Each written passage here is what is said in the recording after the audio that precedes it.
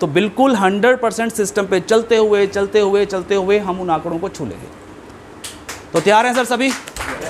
Kitchen department के जितने भी हमारी टीम है यहाँ पे, उन सभी टीम ने इतनी मेहनत की है, पिछले 3-4 दिनों से वो लोग लगे हुए हैं। कोई फूल की व्यवस्था कर रहा है, कहाँ से मिलेंगे, कोई डिज़ाइनिंग कर रहा है। ये सारी डेकोरेशन जो आप देख रहे हैं, ये सारी डेकोरेशन उन्होंने खुद की है। क्यों? क्योंकि वो लोग भी RSGO24 को अपनी खुद की कंपनी मानते हैं। हमारे यहाँ पे कभी भी हम किसी भी व्यक्ति को, चाहे वो झाड़ू लगाने वाला ही क्यों ना हो, हम उसको एक परिवार की तरह मानते हैं, क्योंकि वो भी RSGO24 में आपकी तरह मेरी तरह काम कर रहा है और वो भी हमारा परिवार का हिस्सा है। तो उन्होंने बहुत मेहनत की है इस पूरी सिस्टम को बनाने के लिए, तो मैं उनका भी शुक्रिया अदा करता हूँ सभी लोगों का। अनाउंसमेंट की अगर हम बात करें, एक चीज़ मैं और बोलता हूँ सर, उसको भी शायद हो सकता है आप डायलॉग बोलेंगे। कुछ लोग पूछते हैं कि सर आपकी कंपनी रजिस्टर्ड कहाँ है? पूछते हैं, आप लोगों से पूछा? मुझे लगा शायद मुझसे पूछते हैं।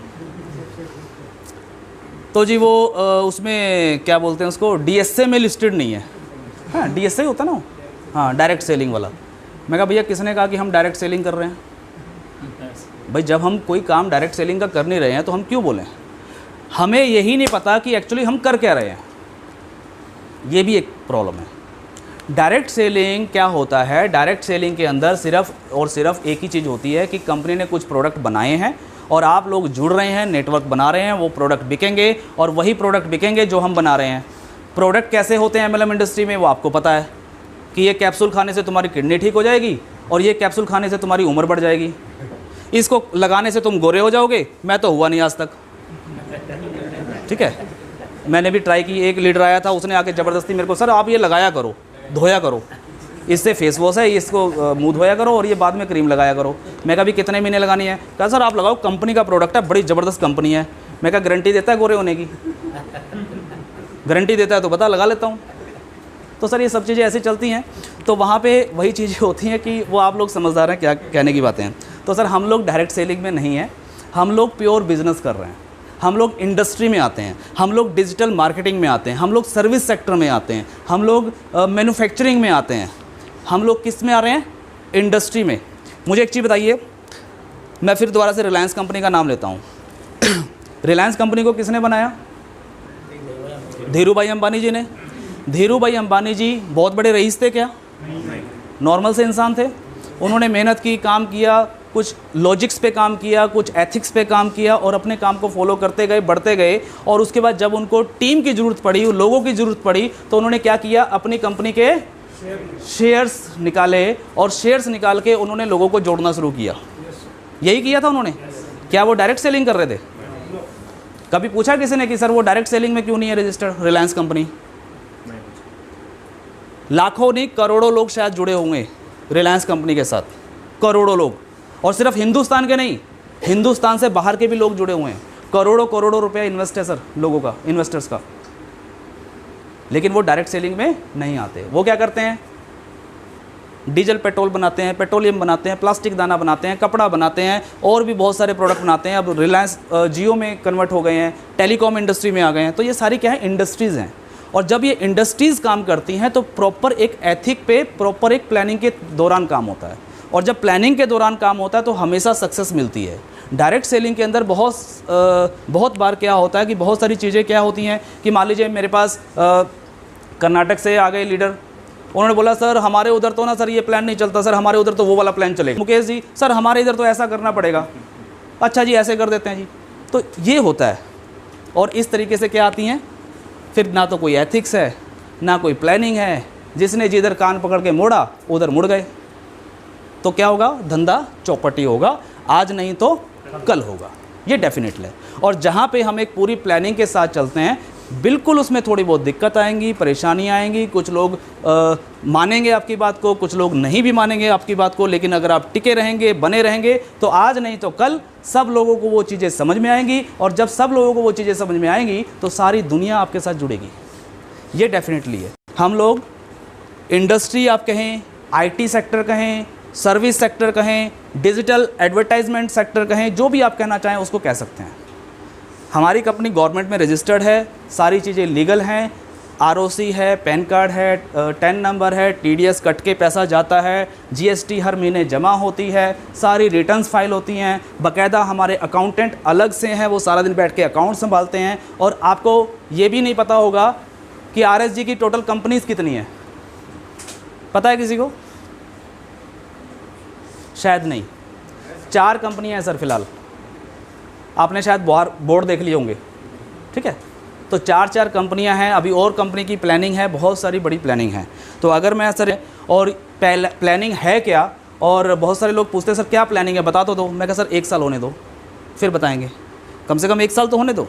तो आज मैं आपको वो चीज़ें बता रहा हूँ, हो सकता है आपको समझ में आए, हो सकता है ना भी आए।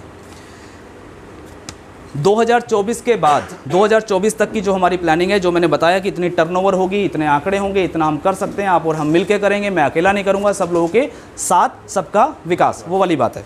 तो मैं एक अनाउंसमेंट जो करने जा रहा हूं वो नंबर 1 है कि 2024 तक या 2024 के तुरंत बाद हमारी कंपनी स्टॉक एक्सचेंज में क्या होगी जी? लिस्टेड हो जाएगी। 2024 से पहले भी हो सकती है, नहीं तो 2024 तो पेट है हमारा, उसके बाद हमारा यही काम है। और इससे होगा क्या, जब लिस्टेड हो जाती है कोई कंपनी तो क्या होता है, अब उसको कोई लीगल बोल देगा क्या, या उस पर भी उंगली उठा लेगा कोई? काम तो खैर चलते रहते हैं वैसे भी। 2024 तक का इसको आप बोनंजा बोलें। डेट भी बता देता हूं, 24 अप्रैल, कौन सी डेट? 24 अप्रैल 2024 तक का एक बोनंजा समझो इसको आप ऑफ़र समझो, इसको आप जो भी समझो। उसके बाद ये ऑफ़र नहीं रहेगा। और ऑफ़र क्या है? ऑफ़र ये है, नंबर 1, जितने भी यूज़र हमारे यहाँ पे 4th लेवल अचीवर हो जाएंगे, आप में से 3rd लेवल कितने हैं अभी फ़िलहाल? 3rd लेवल अचीवर सर एक बार हाथ उठाएंगे ज़रा। योगी जी हैं, कोई बात नहीं, फैजी जी हैं, 2 लोग, और कोई? 2nd लेवल कितने हैं? सभी हैं। तो 2nd हो गया तो 3rd भी हो जाएगा, 3rd हो जाएगा तो क्या 4th नहीं होगा? हो जाएगा ना। तो जितने भी लोग 4th लेवल अचीव कर लेंगे, कब तक? 24 अप्रैल 2024 तक 4था लेवल जो भी कंप्लीट कर लेंगे, आपकी डाउनलाइन भी कर सकते हैं, इतना टाइम है हमारे पास। इन सभी लोगों को जब हमारी कंपनी लिस्टेड होगी स्टॉक एक्सचेंज में, तो कंपनी की तरफ से हर व्यक्ति को 0.24% का स्टेक मिलेगा। क्या मिलेगा जी? क्या होता है ये? समझते हैं? कंपनी मेरी नहीं है, आप सब लोगों की है।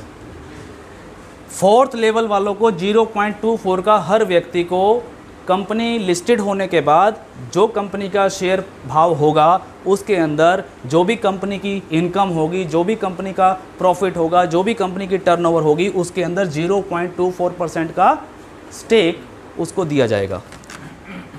नंबर 2, जितने भी 5th लेवल अचीवर निकलेंगे, 5th लेवल अचीवर, उनका जो स्टेक होगा वो होगा 0.5% का। जितने भी 6th लेवल होंगे इनका स्टेक होगा 0.7% का। और जो व्यक्ति हमारे 7th लेवल में आ जाएंगे इनका स्टेक होगा 1% का। और साथ में इन्हीं में से कुछ लोगों को छांट के उसकी अलग कुछ कैटेगरी होगी, सभी लोग नहीं होंगे, उसकी अलग से आप ये समझिए कि उसका एग्ज़ाम होगा, एक तरीके का उसका एग्ज़ाम होगा। और जो उस एग्ज़ाम में पास हो जाएंगे उनमें से कुछ लोगों को छांट के कंपनी के बोर्ड ऑफ डायरेक्टर्स में शामिल किया जाएगा। बहुत सारे लोग पूछते हैं कि सर पूछना तो नहीं चाहिए, लेकिन अगर कुछ हो गया तो? भाई देखो, मरना तो सबको है। तो मैंने कहा सर चिंता मत करो, 2024 से पहले नहीं मरूंगा, और 2024 के बाद सारा इंतज़ाम करने के बाद ही मरूंगा। आप लोगों को ऐसी कंपनी दे के जाऊंगा कि मेरे मरने के बाद भी ये कंपनी चलती रहे और आप लोग यहां से पैसा कमाते रहे। अगर इस टोटल स्टॉक की बात करूं तो लगभग 2.44% का ये स्टेक है कंपनी का। और साथ में नंबर 5 और रखा है। नंबर 5 इसलिए रखा है क्योंकि अभी तक तो उस पर फोकस नहीं हुआ है, लेकिन अब इस साल में हमें फोकस करना है। और हमने ये नंबर 5 में रखा है 4th लेवल गोल्ड में।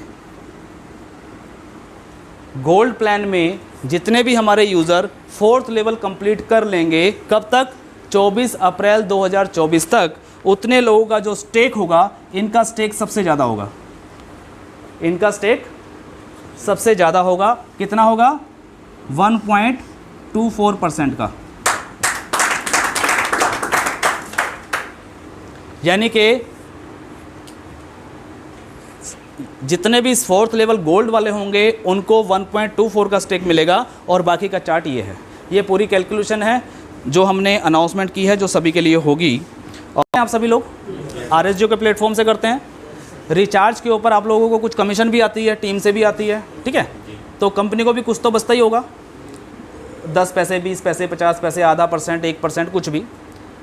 हम बात कर रहे हैं सर वही, अगर आंकड़े पे जाएं, 1 करोड़ यूज़र, 1 करोड़ यूज़र, एक यूज़र पूरे महीने में कितना रिचार्ज करता है?